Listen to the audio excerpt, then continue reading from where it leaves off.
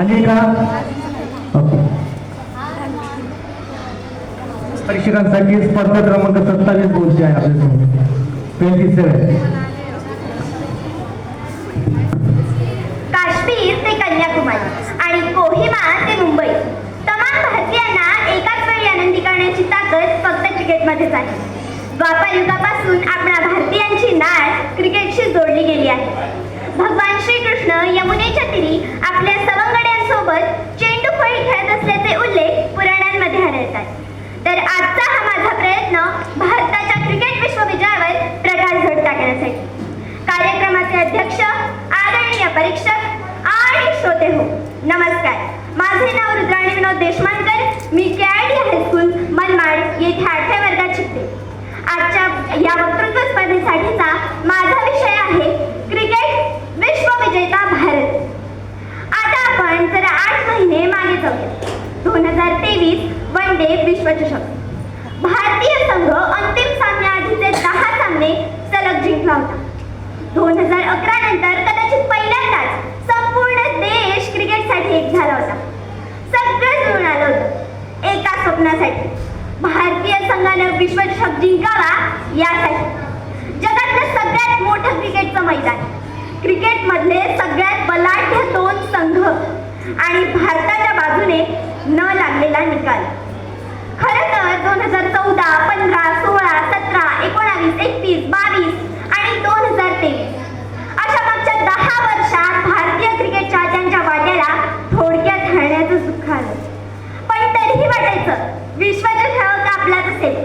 19 November 2023 रोजीच्या ऑस्ट्रेलियाकडून मिळालेल्या पराभवाची जखम इतकी खोलवर झाली होती की त्यावर यावेळी कायमचा इलाज करणे गरजेचे होते. यावेळी T20 विश्वचषक जिंकायचाच या निर्धाराने भारतीय संघ मैदानात उतरला होता. साखळी फेरीतील सर्व सामने जिंकून सुपर 8 मध्ये अफगाणिस्तान आणि बांगलादेश विरुद्ध आपण विजय मिळवले. त्यानंतर ऑस्ट्रेलिया विरुद्धच्या विजयाने आपण त्यांच्या संघाला त्यांच्याच भाषेत उत्तरही दिले. इंग्लंड बरोबरचा सामना जिंकून भारताने अंतिम सामन्यात दिमाखात प्रवेश केला. दिनांक 29 जून 2024. ठिकाण केन्सिंग्टन ओव्हल मैदान, बार्बाडोस. भारत विरुद्ध दक्षिण आफ्रिका अंतिम सामना. आधी वाटलं सहज जिंकू, नंतर वाटलं थोडं जड जाईल पण जिंकू. बिकॉप आणि क्लासेस खेळायला लागले तेव्हा तर वाटलं सामना गेलाच. पण भारतानं दडपण घेतलं नाही, दडपण दिलं. सुरुवातीला नाणेफेक जिंकून भारताने फलंदाजी करण्याचा निर्णय घेतला. पहिल्या षटकानंतर दिसणारी 15/0 ही धावसंख्या जरा निवांत करणारी होती. पण त्यानंतर मात्र रोहित, पंत, सूर्या लवकर बाद झाल्यावर विराट आणि अक्षरच्या भागीदारीने भारताला आव्हानात्मक धावसंख्या उभी करून दिली. जिथे 150 धावा करणं अवघड वाटत होतं तिथे धावसंख्या झाली 176.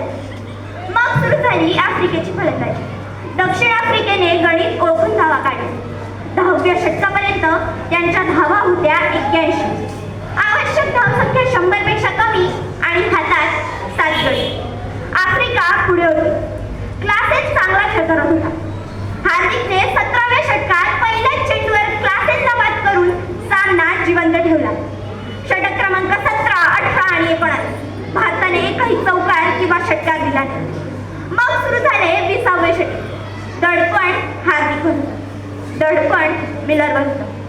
पहिला चेंडू मिलरनं उचलला तो षटकारच होता.